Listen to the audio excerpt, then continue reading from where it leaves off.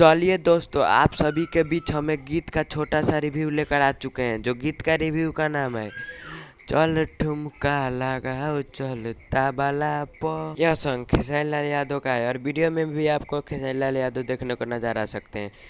इसीलिए हम कहते हैं आप मेरे चैनल पर नए हैं तो जल्द से जल्द लाइक और सब्सक्राइब कर लीजिएगा कि अगले न्यू वीडियो आपके पास ज़रूर जाए। यह सॉन्ग का नाम है चल ठुमका लगाओ चल ताबाला प। भोजपुरी इंडस्ट्री में बहुत ही तहलका मचाए हुए सॉन्ग है। इस सॉन्ग को आप सुनेंगे तो कहेंगे बहुत ही अच्छा सॉन्ग है। इस वीडियो में हम यह भी बताने वाले हैं कि जितने भी गीत जाते हैं पहले मेरे ही चैनल से अपडेट होता है, इसी के बाद और किसी के पास जाता है।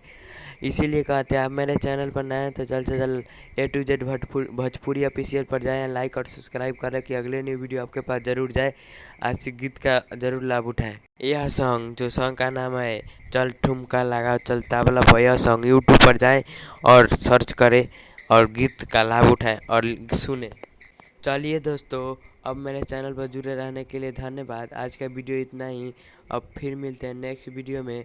तब तक tata bye bye. Next video